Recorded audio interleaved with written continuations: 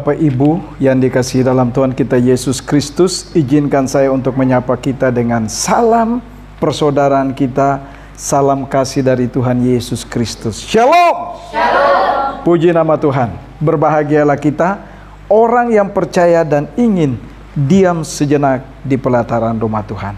Sebelum kita membahas kebenaran firman Tuhan hari ini, mari kita satu dalam doa, kita minta pimpinan dan penyertaan Tuhan, supaya kita sama-sama boleh dipimpin oleh Roh Kudus, hikmat dari Allah untuk memberikan pengertian yang lebih lagi bagi kehidupan kita, menjadi pegangan dalam hidup kita untuk menjalankan sisa waktu hidup yang Tuhan percayakan di dalam dunia ini. Mari kita satu dalam doa. Bapa, di dalam nama Tuhan kami Yesus Kristus, kami bersyukur dan berterima kasih karena Engkau begitu baik sehingga kami ada sebagaimana adanya kami. Tuhan, inilah kami. Kami ingin diam sejenak Tuhan, karena kami tahu Tuhan, manusia dikuasai oleh dosa dan dicengkram oleh kebinasaan. Tetapi kami ingin Tuhan, untuk kami ada bersama-sama dengan Engkau, dapat memuji memuliakan Engkau, dan Engkau akan mempermuliakan kami dimanapun kami berada. Tuhan, hamba-Mu terbatas, tidak punya kemampuan apa-apa, tapi mari Tuhan Engkau memberikan hikmat dalam bibir mulut hamba, supaya apa yang hamba sampaikan biarlah boleh jadi sebagai perintah, sebagai firman, sebagai penyataan untuk kami semua dapat menjadi pegangan dalam kehidupan kami. Inilah kami Tuhan. Kami siap untuk sama-sama belajar mengenai kebenaran firman-Mu pada pagi menjelang siang hari ini. Dan biarlah Tuhan semuanya boleh jadi sesuai dengan kehendak-Mu. Dan hanya di dalam satu nama, Yesus Kristus, Tuhan dan Juru Selamat pribadi kami yang hidup. Haleluya. Amin. Baik, silakan duduk Bapak Ibu jemaat yang dikasihi dalam Tuhan kita Yesus Kristus. Hari ini kita masih punya tema yang besar, ya. Kalau kita lihat tema besar kita itu berarti, ya, Allah adalah yang awal dan yang akhir. Dia satu-satunya yang memang ada sebelum dunia ada. Oleh karena itu dia akan menciptakan kita, bahkan setiap makhluk yang ada di dalam dunia ini sesuai dengan apa yang Dia inginkan. Bapak Ibu yang dikasihi dalam Tuhan kita Yesus Kristus, hari ini barangkali khotbah kita agak 2 jam. Karena apa? Kita mau lihat kenapa, ya, kalau dikatakan dengan tema kita, dosa mengubah hidup manusia sehingga manusia itu tidak lagi berjalan di dalam rel garis rencana Allah. Bapak Ibu tahu kalau kereta api itu udah ditentukan rel. Dan memang waktu saya masuk Jakarta, itu saya terkagum-kagum. Bahkan tiarap di rel kereta api mau lihat bannya yang mana. Karena kalau ban mobil itu kelihatan, tapi kok kereta tidak kelihatan. Dan waktu kami ada di stasiun Pasar Turi, waktu turun dari kapal, ya namanya pelarian kapal ya, anak-anak waktu itu masih belasan tahun. Jadi begitu turun dari kapal, lihat orang-orang teriak apa? Bocah, mau mati kamu, minggir. Wah, kok mau mati? Tapi mana ya bannya? Bapak Ibu, ternyata kereta itu punya rel di mana besi di atas besi yang bisa berjalan. Dan anehnya bisa ngerem dengan tepat. Tapi saya mau katakan, waktu masih bocah, daerah Ambon itu nggak ada kereta api, begitu lihat, yang lain katakan apa? Ih, besi merayap di atas besi, akan sama kayak kaki seribu. Bapak Ibu tahu kaki seribu? Kaki seribu itu yang ada bisa loh, ya. Katanya minyak kaki seribu bagus, tapi saya nggak tahu itu guyon atau ya. Tapi saya mau katakan begini, kalau kereta api itu tidak ada di dalam rel, ya, satu aja bannya itu menyingkir, habis, pasti celaka. Dan kalau kita lihat kecelakaan kereta api itu nggak ada ampun. Nah, sama seperti kita manusia, waktu kita menyimpang dari garis rencana Allah, tidak ada ampun juga Allah berikan bagi kita manusia. Tapi hari ini kita akan melihat, sebelum kita membahas bersama-sama, ya, dosa mengubah hidup manusia Sehingga manusia tidak lagi, bahkan tidak mau lagi dekat dengan Allah. Dan mereka menganggap dirinya dewa dan memuja dirinya sendiri. Nah, kita membuka Alkitab kita dari kitab Kejadian. Hanya beberapa ayat kok. Kitab Kejadian pasal 3. Yang sudah dapat katakan amin. Haleluya. Sebelah kiri kayaknya belum nih. Yang sudah dapat katakan amin. Wah, ini baru pas ya. Mari kita buka, kita baca bersama-sama silih berganti. Saya baca ayat 16, Bapak Ibu ayat 17, saya 18, kita sama-sama ayat 19. Cuma beberapa ayat.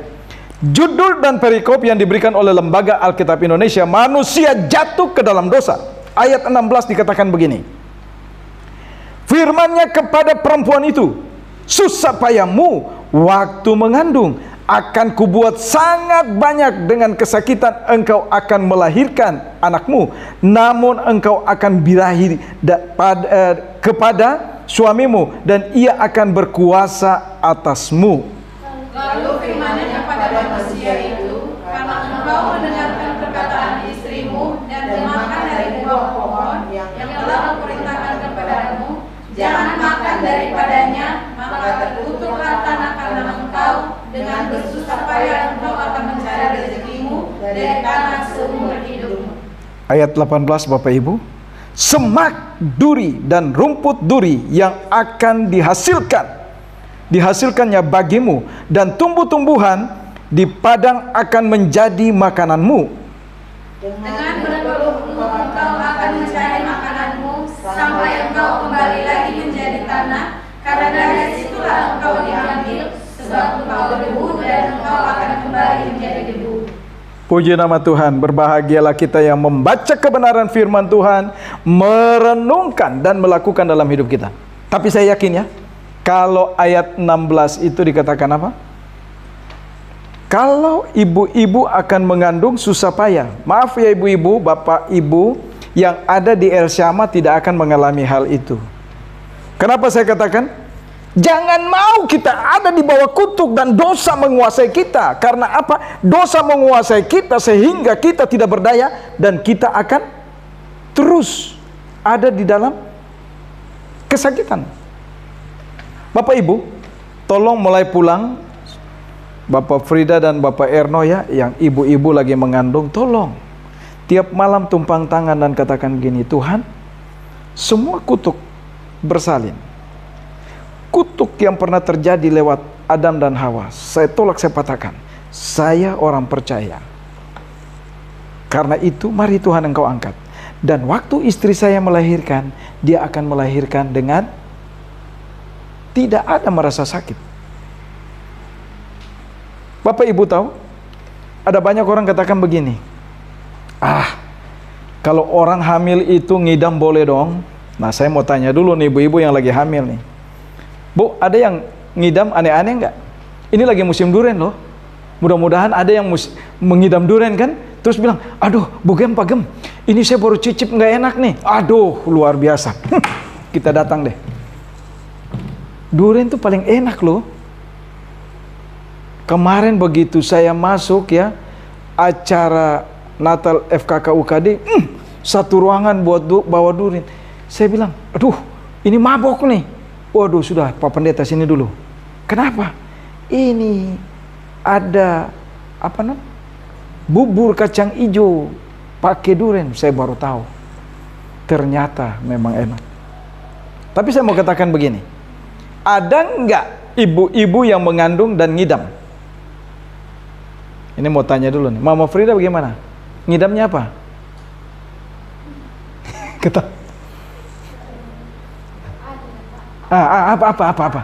Apa tuh? Apa tuh? Malam-malam suruh cari manggis? Oh enggak, haleluya. Karena apa? Saya yakin di El Syama. Nah sekarang satu ibu lagi nih yang belum jawab nih. Mama Erno bagaimana? Waktu hamil ngidamnya apa? Apa tuh ngidamnya? Oh, terus suruh Bapak Erno malam-malam cari. Nggak dapat, tinggal di luar. Oh, cucu. Oh, dapat. Mantap. Saya mau katakan kalau kita orang percaya, maaf ya, ngidam itu memang perubahan fisik, ya, perubahan kimia dalam hidup kita. Tapi begini, saya mau katakan, ada orang yang ngidam di luar nalar. Saya punya guru dulu, istrinya mengandung, dia punya banyak hewan piaraan, ayam. Tapi coba ya, dia jalan ke pesisir pantai itu ya, di pinggir pantai, dia cari bangkai ayam, baru dia masak, makan. Waduh, saya bilang ini dia nih. Kenapa? Ada lagi sabun mandi, tahu ya sabun ya? Sabun. Tapi tolong anak-anak gadis kalau belum, tolong hubungi Bugem supaya masuk dalam pemulihan ya. Supaya kita bebas dari dosa yang mencengkeram kita untuk memusahkan kita dan mempermalukan kita, bahkan mempermalukan. Ada orang yang hamil, sabun tahu ya? Makan sabun loh. Bukan cuma itu, ada lagi yang tiap pagi dia suruh suaminya start mobil, dia di belakang knalpot dan dia taruh hidungnya. Jangan ketawa. Besok-besok kalau kalian begitu, tolong jangan sebelum terlambat hubungi Bugem. Bugem, saya mau Bugem supaya bebas. Karena ini benar loh. Firman Tuhan ini, dosa mengubah kehidupan manusia sehingga manusia itu mulai aneh-aneh. Gak apa-apa lah kalau masalah nasi, oke lah. Ada orang tuh ya, kalau begitu bau nasi, waduh, bisa ya? Itu gak apa-apa. Tapi jangan begini, gak musim duren, suruh cari duren sampai dapat. Begitu suami gak bawa duren, kamu pergi deh. Tapi begitu duren ada, makan Pak. Udah cari jauh-jauh, makannya cuma, iya. Ini dipermainkan nggak? Kita diperbudak. Suami dan istri diperbudak. Bisa ya? Kalau nggak dapat, jangan Pak, kasihan. Nanti anak kita itu yang meler loh. Benar nggak tuh? Nggak, ini saya mau tanya dulu, benar nggak? Ingat, dosa menguasai manusia sehingga manusia itu mulai aneh-aneh dan membuat Tuhan itu malu. Bapak Ibu, patahkan itu, tolak dalam nama Yesus. Tidak. Bukan karena tidak dapat sesuatu yang ibunya inginkan, anak itu begitu lahir selalu itu ada something wrong. Tapi kalau itu terjadi berarti orang itu tidak benar-benar sungguh-sungguh mengenal Allah.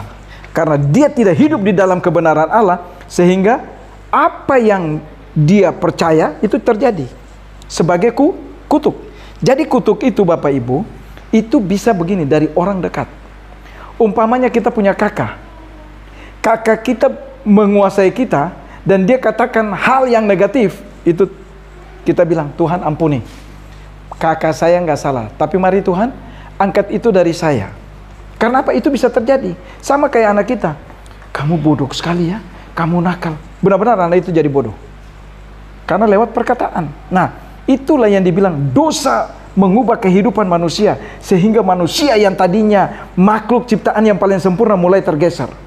Norma-norma yang tadinya benar-benar hidup bersama Allah mulai minggir. Dan akhirnya apa? Mulai percaya hal-hal yang di luar kebenaran firman Allah. Oleh sebab itu Bapak Ibu, kalau kita lihat ya, bahwa waktu Allah menciptakan manusia itu karena Allah ingin manusia itu segambar serupa dengan dirinya. Dan ingat, manusia itu bukan ada sesudah Allah ada, tapi sebelum Allah ada, dan Allah menciptakan manusia itu dari debu tanah. Maka itu kalau kita lihat ya, kalau orang meninggal, kenapa keluarga atau pendeta itu ambil dulu segumpal tanah dan katakan apa? Kamu berasal dari tanah dan kembali kepada tanah. Pum, kaget juga kalau saya biasa kalau di makam begitu, kalau dengar begitu kaget juga. Siapa tuh yang pukul peti di bawah?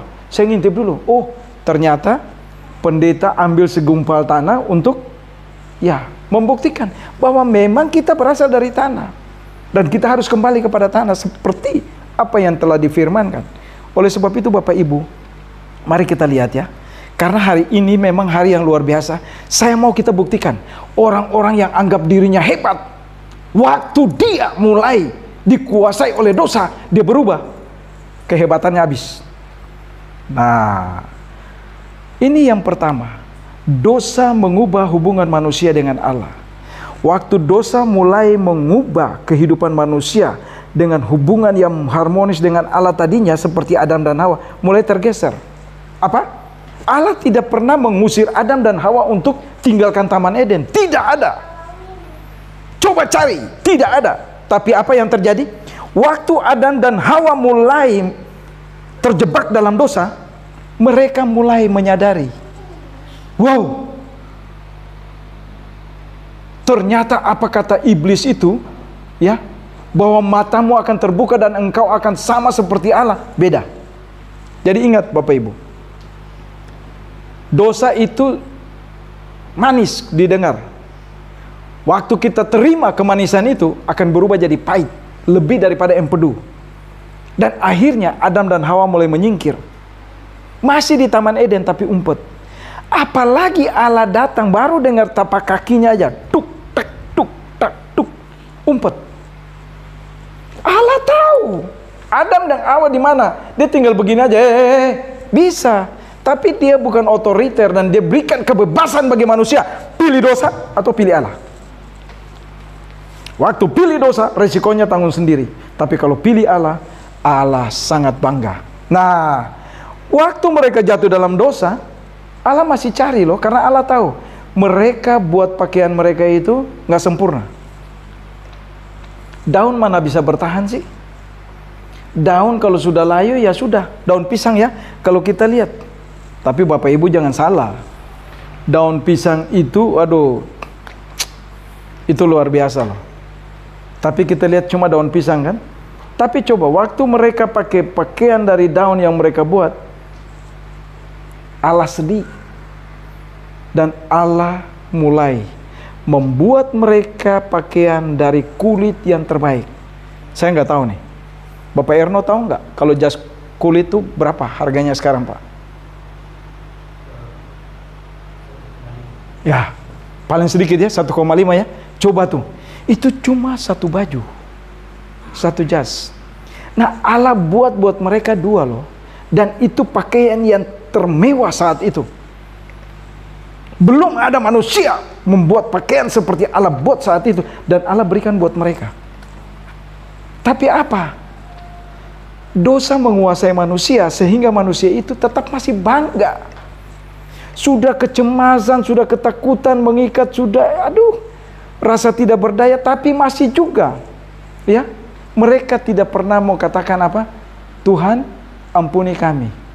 Kami tidak layak. Tidak. Tetap bangga. Ini yang memang membuat manusia terpisah dari Allah. Karena apa? Hubungan manusia mulai retak. Mereka ingin mencari jalan sendiri, keluar dari garis rel rencana Allah, mulai menganggap dirinya hebat. Nanti kita lihat beberapa ya. Ada beberapa, paling sedikit 7 ya. Nanti kita lihat. Nah, ini yang pertama Bapak Ibu. Dari ayat 16 dia katakan apa? Saya baca sekali lagi. Firman-Nya kepada perempuan itu, susah payah waktu mengandung, dan kubuat sangat banyak dengan kesakitan.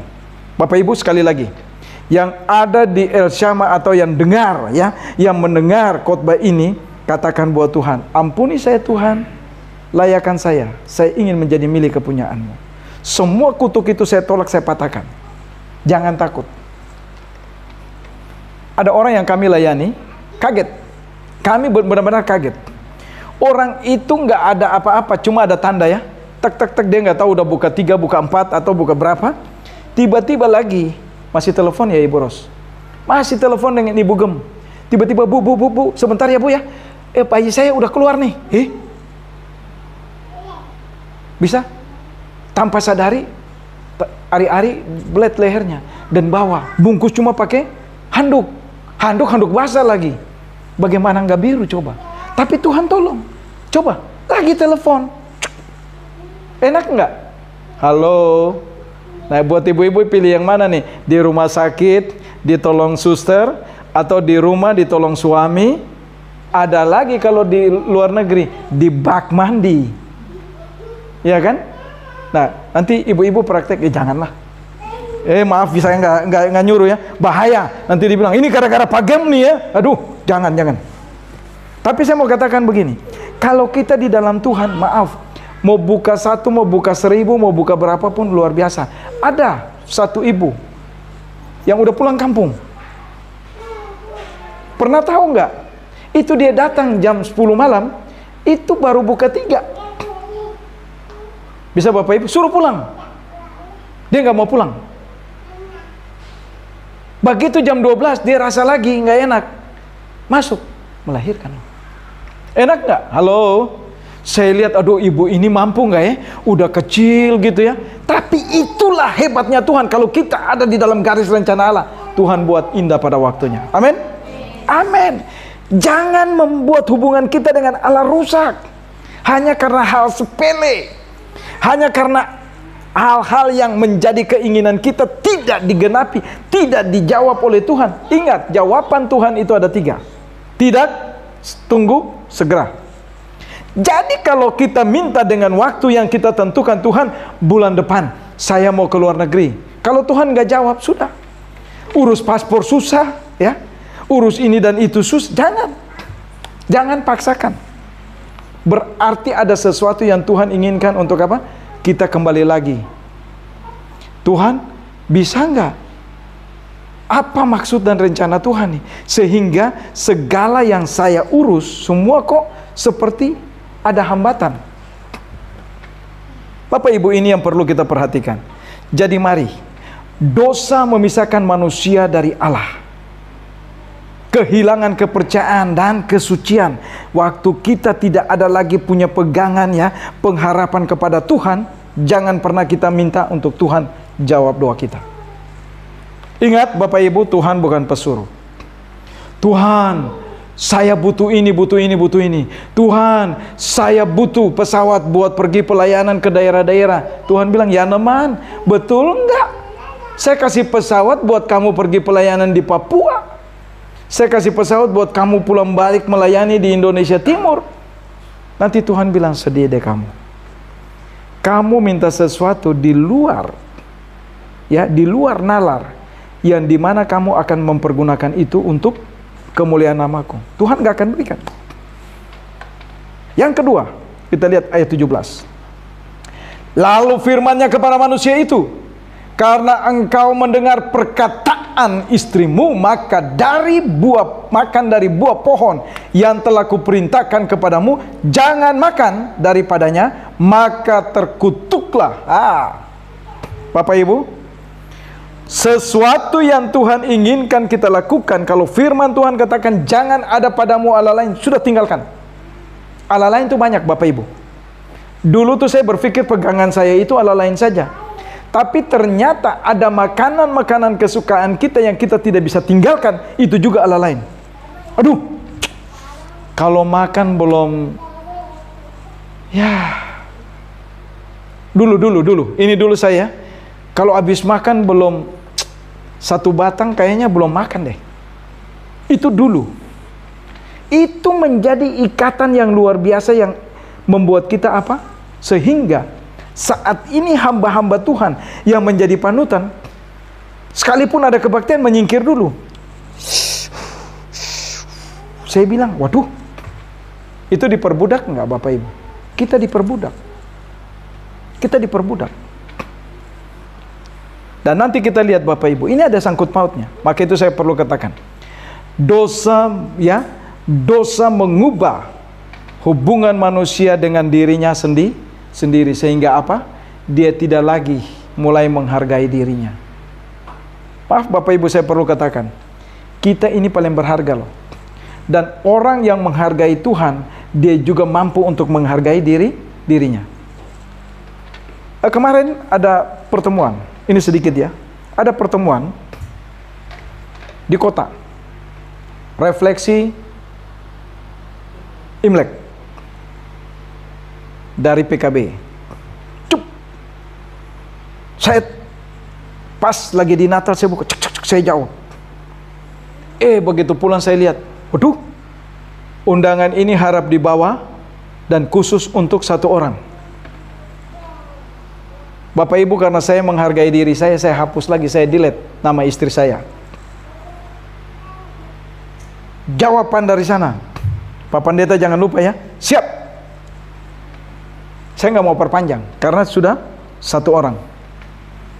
Teman saya dengar, kirim dong undangan. Oh maaf, mohon maaf, saya sangat menghargai diri saya dan saya menghormati orang yang mengundang saya. Boleh nggak saya bagikan undangan saya kepada orang lain? Halo? Contoh, Bapak Ibu merayakan hari pernikahan Bapak Ibu. Ya tapi kalau kami bersyukur ya, bisa meledak ya, 25 tahun pernikahan ya. Akhirnya makanan tambah lagi ya. Ya kita bersyukur, kita senang, banyak orang datang. Tapi ada orang yang begini, waktu dia keluarkan undangan, dia catat enggak? Halo? Catat, betul Pak. Jadi ada buku, oh iya, saya kirim undangan lewat WA kepada pendeta Yan. Terus dari pendeta Yan bagi lagi, tercatat enggak? Berarti kita tidak menghargai diri kita. Itu hal yang sepele.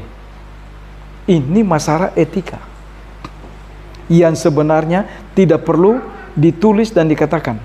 Tapi saya mau katakan Bapak Ibu, waktu kita menghargai diri kita, kita menghargai juga orang yang mengundang kita.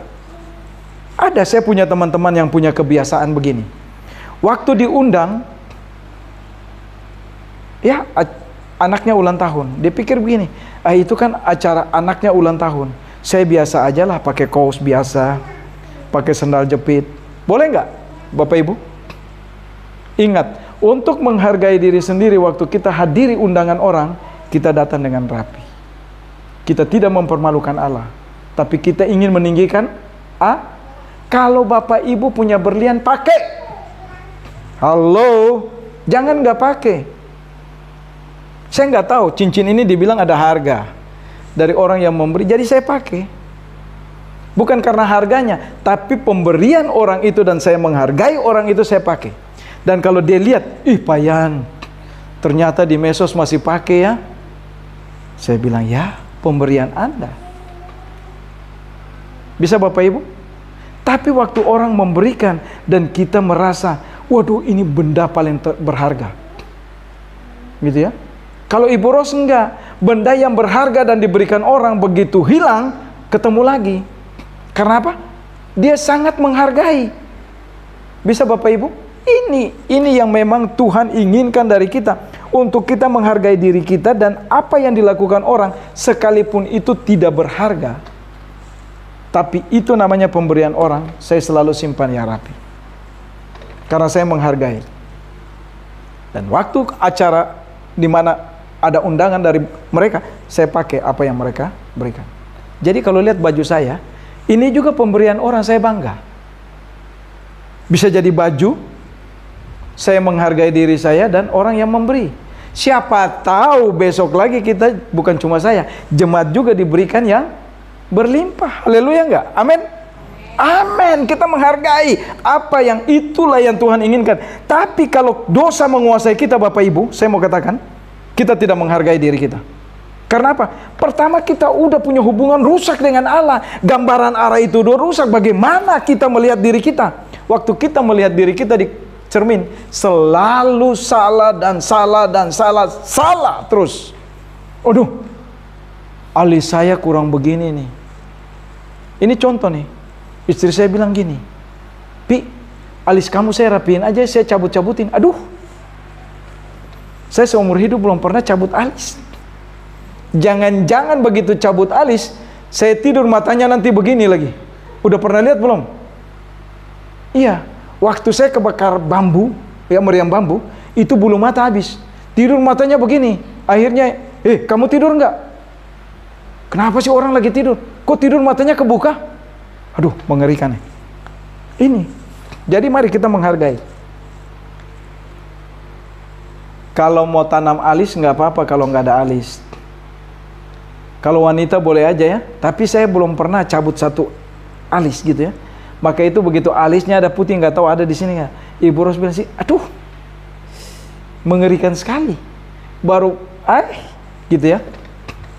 Tapi saya mau katakan, karena saya menghargai, apa yang Tuhan berikan buat saya menghargai karena Tuhan waktu ciptakan saya, Tuhan taruh sempurna adanya. Tapi saya nggak mau lagi piara kumis, jenggot, terus disemir. Ada teman bilang begini, "Ih, kamu kok, kenapa? Kamu kok aneh sekali ya? Itu kumis apa?" Ih, saya bilang, "Ini kumis." "Ya, tapi kok hitam sekali ya?" "Emang beda ya?" "Beda ya Ibu Ros." Halo, jangan kamu ketawa.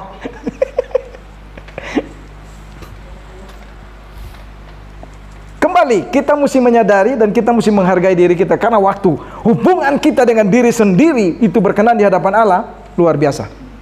Ini karena dosa. Karena dosa membuat kita sehingga diri kita tidak menghargai.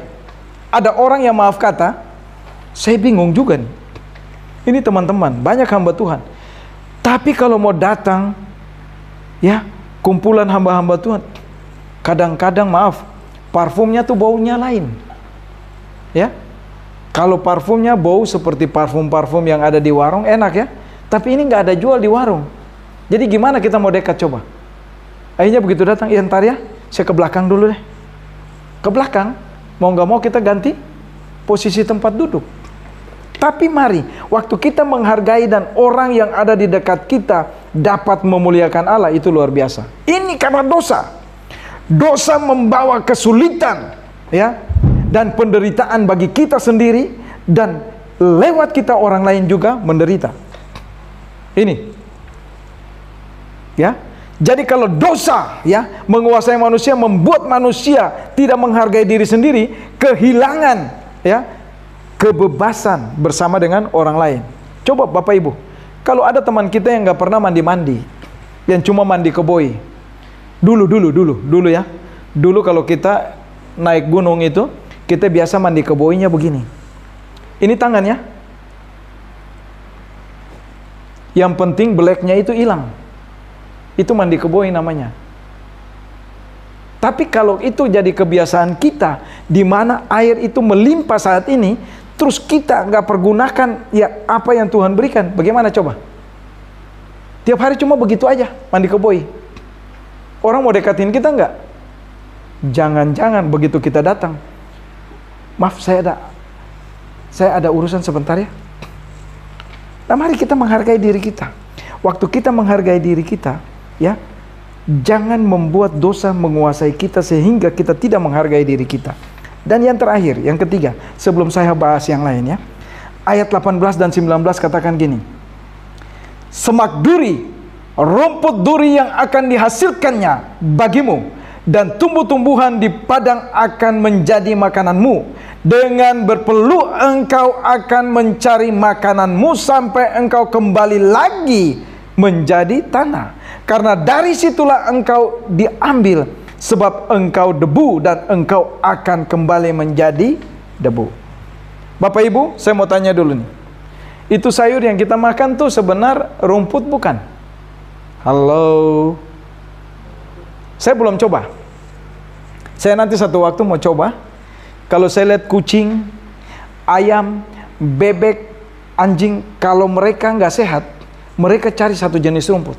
Dan saya betul sangat mengamati dan sampai saat ini saya pingin. Tapi saya belum coba. Dan waktu mereka makan rumput itu, mereka sembuh loh. Nah, kangkung, bayam, daun singkong rumput nggak? Halo? Tapi saya mau kasih tahu buat Bapak Ibu. Daun singkong enak nggak sih? Apalagi di daerah istri saya kalau ditumbuhkan, udah pakai teri, mereka makannya lahap. Tapi tahu nggak, daun singkong itu beracun. Halo, tahu nggak? Kalau mau tahu begini, piara kambing, kasih jangan rumput yang lain, kasih daun singkong. Makan nggak dia? Hewan aja tahu loh, mana racun mana enggak. Apalagi kita manusia. Kalau kita lihat ya, dosa mengubah hubungan manusia dengan sesama, sama. Dari hal kecil kita anggap biasa. Gak usah banyak. Kita waktu jalan aja kita, ya, ada orang di sini yang kita nggak mau sapa, kita jalan aja. Besok orang itu akan sapa kita nggak? Enggak. Tapi coba kita lihat ya. Daun singkong sambil saking kita lihat tergiur, makan, kurang, nambah lagi. Begitu mulai aneh-aneh, aduh, stop dulu deh daun singkong. Daun singkong racun air seninya banyak sekali loh. Maka itu kalau mau bikin daun singkong yang enak, tolong dikucak, cek, peres airnya. Itu enak tuh. Kambing aja nggak mau makan, dia tahu. Oleh sebab itu, dosa yang mengubah pribadi manusia sehingga manusia itu terpisah dari Allah, ya, hubungan dengan sesama mulai rusak. Diri sendiri aja dia nggak bisa, bahkan dengan sesama orang lain. Bagaimana? Ada kejadian yang Ibu Ros layani. Ini ibu punya anak kecil-kecil tinggal di apartemen. Pintunya itu pintu besi kayak kerangkeng. Dan anak dua kecil ini ibunya pergi tinggalkan mereka begitu saja. Boleh nggak Bapak Ibu? Saya berharap ya, keluarga besar El Syamad tidak seperti itu, tetapi mempunyai belas kasihan yang berasal dari Tuhan. Dan waktu kita saling memperhatikan keluarga kita, Tuhan dipermuliakan. Amin. Amin. Jangan dibiarkan begitu. Anak nangis kelaparan. Waduh. Kalau memang tidak mau memiliki keturunan, jangan buat. Waktu Tuhan berikan titipan bagi kita, kita nggak jaga, Tuhan akan ambil. Ini ingat Bapak Ibu. Oleh sebab itu Bapak Ibu, saya mau katakan untuk menutup khotbah pagi menjelang siang ini, ada 7 ya. 7 dari sekian banyak orang yang coba ya tetap dikuasai oleh dosa sehingga mereka menyangkal Tuhan secara nyata. Nah, ini dia. Yang pertama Bapak Ibu tahu Titanic? Siapa itu pencipta Titanic? Pernah tahu nggak? Keset tahu nggak Keset? Oh nggak tahu. Saya kasih tahu ya. Tolong catat. Thomas Andrews, ya. Thomas Andrews ini dia pencipta Titanic dan dia tahu bahwa kapal Titanic itu dibuat dari bahan yang memang luar biasa saat itu. Dan dia katakan apa? Kapal saya tidak akan mudah tenggelam. Sekalipun Tuhan yang akan menenggelamkannya, tidak akan bisa. Mulai keluar, mulai berlayar sampai dia Antartika. Apa yang terjadi? Tabrak gunung es, tenggelam. Itu filmnya benar. Kapal mewah, gelombang apapun nggak bisa. Tapi jangan coba-coba dengan Tuhan. Maka itu kalau ada keinginan kita untuk menghujat Tuhan, ampun Tuhan, segala kuasa yang menguasai saya tolak, saya patahkan. Katakan begitu. Yang kedua Bapak Ibu, yang kedua, Bapak Ibu tahu Kelas Susah. Kelas Susah ini seorang penyanyi ya, seorang penyanyi dari Brasil. Hebat, dia bangga dengan dia punya keberhasilan. Tapi Bapak Ibu tahu, waktu di atas panggung dia sambil isap cerutut. Cerutut tahu ya? Cerutut itu bukan rokok biasa. Bapak Erno tahu cerutut ya? Oh nggak tahu ya? Cerutut itu dari daun tembakau tapi bukan dipotong ya, digulung gitu ya. Jadi kalau potong dulu baru, nah itu gede. Dan waktu dia isap dia katakan apa? Dia sumbur asapnya. Itu buat engkau Tuhan. Enak nggak? Besoknya kanker paru-paru, mati. Ini baru 2 orang. Yang ketiga, Maria Mondor, tahu nggak Maria Mondor? Maria Mondor ini hal yang sepele. Tapi Bapak Ibu tahu, waktu dikunjungi oleh Billy Graham, ya, Bapak Baptis kita, dikunjungi. Hanya cuma mau menyampaikan, Maria Mondor, kamu sudah hebat. Tapi kamu butuh yang namanya Yesus. Dia bilang, saya nggak butuh. Saya nggak perlu itu. Anda pulang. Coba. Apa yang terjadi? Besok meninggal. Terkenal loh, apa yang kurang dari dia? Ini yang ketiga. Yang berikut, Bapak Ibu, saya nggak tahu. Bapak Erno pernah tahu John Lennon nggak? Pernah dengar. Nanti kalau mau kasetnya nanti saya bagi ya. Tapi saya mesti cari dulu di laptop karena Bapak Frida tahu John Lennon? Kalau barangkali kita nggak tahu, tapi John Lennon itu terkenal. The Beatles, wah, itu penyanyi yang punya karisma luar biasa. Tapi tahu, dia bilang apa? Kami lebih terkenal dari Yesus. Besok mati. Didor sama fansnya sendiri. Begitu keluar rumah, dum, mati. Jangan main-main sama Tuhan. Itu bukan kebetulan. Dan ini fans. John Lennon itu, The Beatles itu terkenal. Lagunya tuh benar-benar memang zaman kami itu, aduh, itu selalu tiap hari di radio. Tapi begitu hilang, begitu dia berkata begitu, saya bilang, Tuhan, enggak, saya enggak mau lagi tuh. Sorry ya, lagu-lagunya. Ini karena apa? Dosa mengubah pribadi manusia sedemikian rupa, sehingga manusia tidak lagi mau mengenal Allah dengan baik. Yang berikut, Tancredo Neves ini seorang presiden Brasil yang dikatakan apa?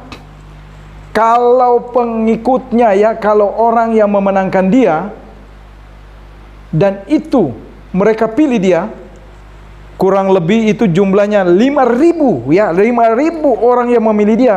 Dia katakan, Tuhan tidak bisa menghalangi saya untuk jadi presiden. Bapak Ibu tahu, 1 hari sebelum lantik. Jangan main-main. Buat Tuhan saya bilang, kemarin baru kita ngomong-ngomong, hari ini udah nggak ada. Saya bilang, Tuhan ampuni, pakai saya dulu Tuhan, jangan pakai dulu orang lain. Ini bisa terjadi. Karena apa? Dosa begitu menguasai manusia sehingga manusia mulai lupa dengan apa yang Allah inginkan dalam kehidupannya. Yang terakhir satu lagi, Bon Scott ya. Bon Scott ini merupakan seorang musisi tahun 70-an terkenal, merupakan mantan vokalis dan band yang cukup ya, AC/DC itu bandnya tuh. Dia katakan dalam liriknya, mereka nggak butuh Tuhan. Lewat juga dan menyerapkan matinya. Mengerikan. Yang terakhir, nah, keset, you udah mulai bawa mobil kan? Hati-hati ya.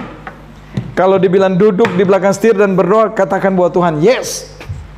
Ini seorang gadis, Campinas. Waktu mau berlibur bersama teman-temannya dan ibunya katakan, Campinas, berikan tempat untuk Tuhan. Dia bilang, gak ada tempat untuk Tuhan. Tuhan di bagasi. Apa yang terjadi? Keluar. Belum berapa kilo, tabrakan habis-habisan, mati. Dan bagasi mobil tidak rusak. Ada lagi seorang anak laki-laki. Banyak sebenarnya, tapi ya udah singkat dulu deh.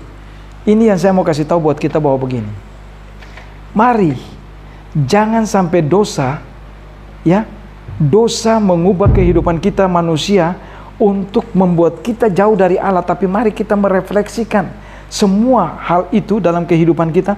Kita mengambil hikmat, apa maksud Tuhan dalam hidup kita, sehingga hal-hal yang tidak diinginkan oleh kita secara pribadi terjadi. Tapi ini yang Tuhan inginkan, supaya apa? Kita makin dekat. Kita makin dekat. Roma 3 ayat 23 itu katakan apa? Semua orang telah berdosa. Roma 6 ayat 23, upah dosa maut. Maut itu bisa datang kapan saja, dan kita tidak bisa katakan, Tuhan saya mau hidup 1000 tahun. Nggak ada, itu cuma di lagu. Hidup 1000 tahun itu cuma di lagu. Memang lidah tak bertulang.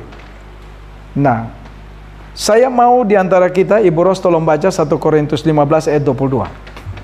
Jangan sampai Alkitab saya salah. 1 Korintus 15 ayat 22. Line tolong baca 2 Korintus 5 ayat 17. Sudah Ibu Ros? Baca buat kita. 1 Korintus 15 ayat 22, karena sama seperti semua orang mati dalam persekutuan dengan Adam, demikian pula semua orang akan dihidupkan kembali dalam persekutuan dengan Kristus. Amin. Jadi waktu kita bersekutu dengan Adam, maka itu kita lihat ya, orang-orang yang mengaku Adam adalah manusia pertama, tapi mereka tidak mengakui Allah dengan benar. Mereka benar nggak? Mereka tersingkir. 2 Korintus 5 ayat 17 ini. Ini ayat yang sebenarnya ayat favorit di belakang saya. Tapi waktu saya diminta sama satu media, dimasukin dalam majalah, majalahnya tuh saya udah nggak simpan. Saya dulu simpan. Dan dibilang ayat Alkitab menjadi jimat. Saya bilang tolong hapus, ganti. Oh udah tayang. Waduh, saya bilang salah. 2 Korintus 5 ayat 17 apa? Bunyinya begini. Jadi siapa yang baca Lin. Hilang. Aduh, Jadi siapa yang ada di dalam Kristus haleluya. adalah ciptaan baru. Yang lama sudah berlalu, sesungguhnya yang baru sudah datang. Amin. Ingat ya. Waktu hal-hal tadi, waktu kita mulai merasakan bahwa kita mulai bergeser dari garis rencana Allah, coba cepat putar haluan balik. Seperti keset kemarin ya, begitu mulai start, ya namanya baru kan, saya bilang banting setir. Wih, ternyata bisa banting setir dan aman.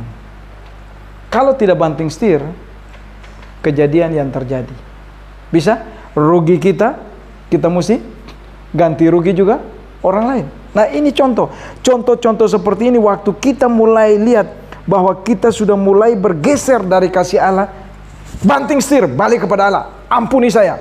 Dan ingat, mulailah menghargai diri sendiri.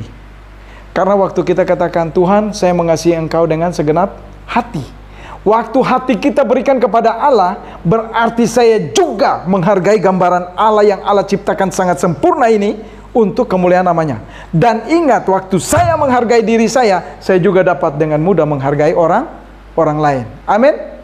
Mari kita tunduk kepala dan kita berdoa.